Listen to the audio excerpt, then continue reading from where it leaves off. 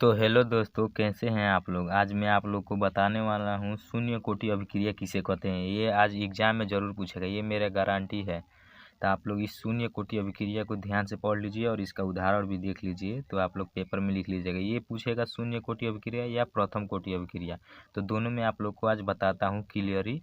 तो आप लोग चलिए इस वीडियो को शुरू करते हैं। तो वीडियो को शुरू करने के लिए सबसे पहले आप लोग मेरे चैनल को सब्सक्राइब कर लीजिए और बेल आइकन को घंटी को दबा लीजिए। तो चलिए वीडियो को शुरू करते हैं। सबसे पहले आता है आप लोगों का शून्य कोटि अभिक्रिया किसे कहते हैं।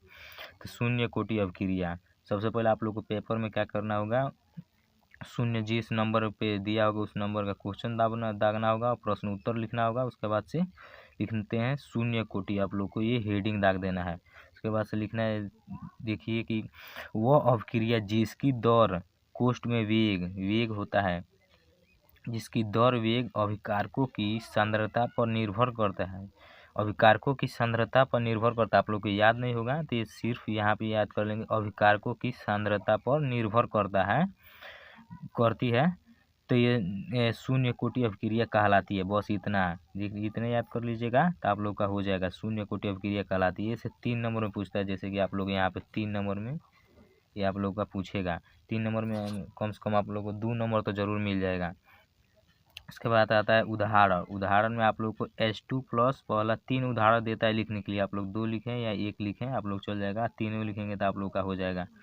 तो सबसे पहले पहला आता है आप लोग का उदाहरण H2 प्लस Cl2, उसके बाद से तीर लगाया जाता है, इसलिए इसके बाद से पहले में आप लोग को H2O से इसको गर्म करना पड़ेगा। H2O से आप लोग को गर्म करने का, तो गर्म करने पर आप लोग को आएगा 2HCl। दौर इसका जैसे कि दौर पूछा है तो इसका दौर हो गया, दौर के कोष्ठ में H2O का 0 अंश, उसके बाद से कोष्ठ में Cl2 का 0 अंश इक्वल टू केल्विन।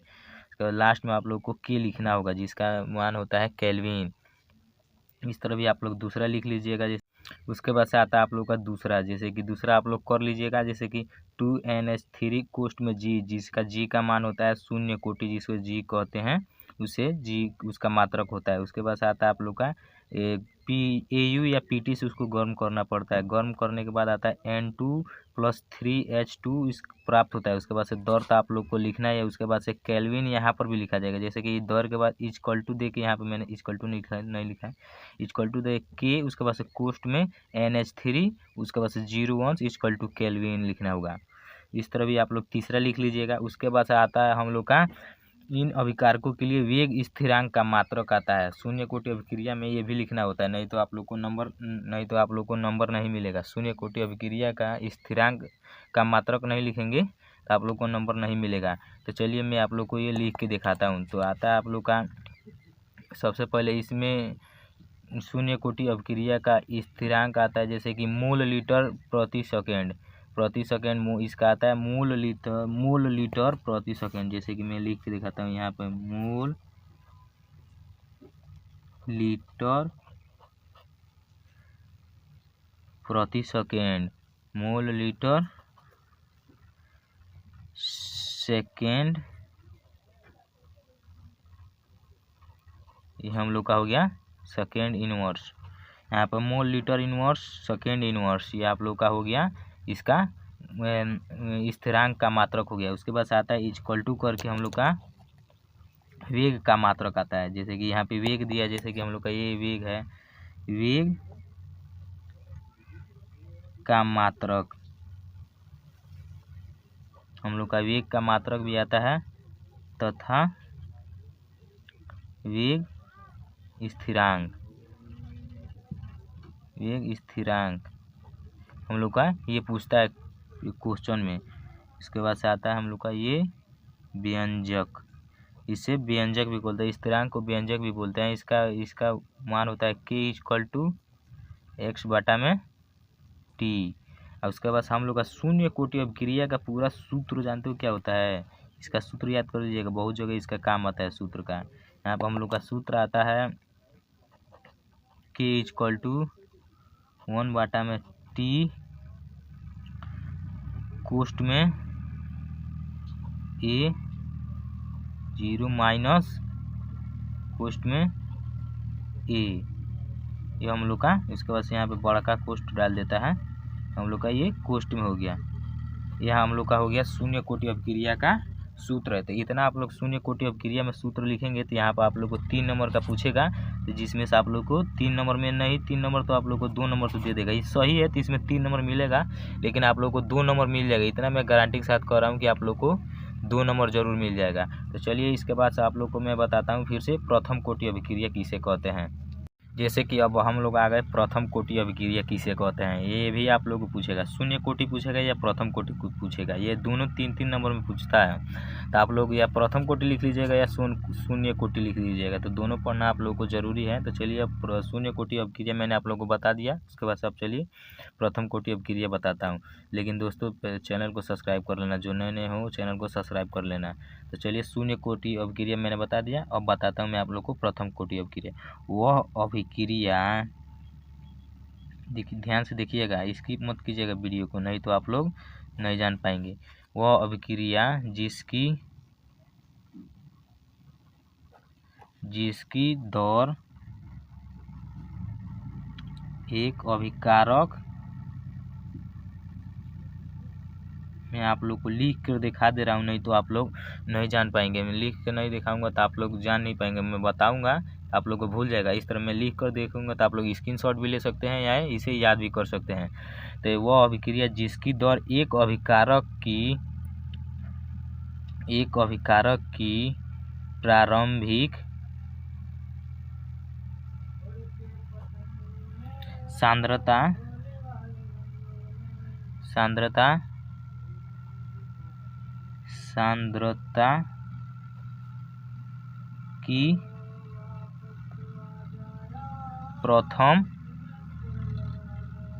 प्रथम घात के समानुपाती होती है। यह समानुपाती होती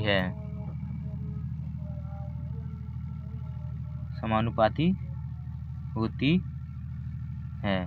जैसे कि मैंने आप लोग को बताया था शून्य कोटि अभिक्रिया, जो वो अभिक्रिया जिसकी दर अभिकारकों की सांद्रता पर निर्भर करती है, ये होती है जो वो अभिक्रिया जिसकी दर एक अभिकारक की प्रारंभिक सांद्रता की प्रथम घात के समानुपाती होती है। ये आप लोग का ट्रिक हो गया याद करने का। जैसे कि आप लोग याद करेंगे वो सांद्रता पर निर्भर रहती है, सांद्रता पर निर्भर नहीं रहती है। ये सांद्रता के प्रथम घात के सांद्रता की प्रथम घात के समानुपाती होती है। ये आप लोग का प्रथम कोटि अभिक्रिया का हो गया। इसके बाद आता है और इसे प्रथम कोटि अभिक्रिया कहते हैं। इसे प्रथम कोटि अभिक्रिया कहते हैं। उसके बाद आता है आप लोग का उदाहरण। जैसे कि मैंने आप लोग को बताया था, उदाहरण नहीं लिखेंगे तो आप लोग को नंबर नहीं मिलेगा। ये भी आप लोग को 3 नंबर में पूछता है, तो आप लोग उदाहरण लिखेंगे तभी आप लोग को नंबर मिलेगा। जैसे कि पहला उदाहरण हम लोग का हो गया 2N2O5। इसको गर्म करने पर हम लोग का प्राप्त होगा 4NO2 प्लस O2 ऑक्सीजन दर। उसके बाद इसमें भी दर होता है, जैसे दोनों में मेन दर है। शून्य कोटि में भी मेन दर है, इसमें भी मेन दर है। उसके बाद से आता है हम लोग का दर इक्वल टू, या आप लोग को केल्विन लिखना होगा हमेशा, इसमें भी केल्विन लिखना होगा N2O5। ये हम लोग का पहला हो गया। उसके बाद से दूसरा आता है हम लोग का C12H22O11 प्लस H2O, जिसे सुक्रोज बोलते हैं, सुक्रोज होता है। H2O जल को गर्म करने पर C6H12O6 प्लस C6, ये हम लोग का ग्लूकोज हो गया। उसके बाद से ये आता है C6H12O6, ये हम लोग का फ्रक्टोज हो गया। यहाँ पे लिख दे रहा हूँ फ्रक्टोज, ये हम लोग का फ्रक्टोज हो गया। उसके बाद से यहाँ पे आप लोग को हम लोग का दर इधर नहीं हटा इसलिए इधर लिख रहा हूँ। दर इक्वल टू केल्विन, कोष्ट में C 12 H 22 O 11। ये हम लोग का दो अभी उदाहरण हो गया। इसके बाद आता है वेग के नियम के अनुसार दर इक्वल टू K कोष्ट में A होता है। दर का जैसे कि हम लोग का दर हो गया, इसका मात्रक होता है, दर का मात्रक होता है केल्विन। जैसे कि यहाँ पे होता है K इक्वल टू A। यहाँ पर देखिए हम लोग यहाँ पे लिखे होंगे K इक्वल टू A, ये हम लोग का हो गया। उसके बाद आता है इसका स्थिरांक, जैसे मैंने शून्य कोटि अभिक्रिया में भी इसका स्थिरांक बताया था। जैसे कि हम लोग का होता है स्थिरांक, इसका स्थिरांक होता है, देखिए मैं आप लोग को लिख के बताता हूँ। स्थिरांक इक्वल टू K वेग स्थिरांक। जैसे स्थिरांक इसका होता है वेग स्थिरांक, इसे वेग स्थिरांक बोलते हैं, तो आप लोग स्थिरांक भी लिख लीजिएगा। उसके बाद से आता है हम लोग का मात्रक, स्थिरांक का मात्रक। इसका मात्रक अब मैं बताने वाला हूँ आप लोग का इसका मात्रक। जैसे कि मैंने वहाँ बताया था वेग स्थिरांक का मात्रक, यहाँ पर मैं आप लोग को इसका स्थिरांक का मात्रक बताने वाला हूँ। स्थिरांक का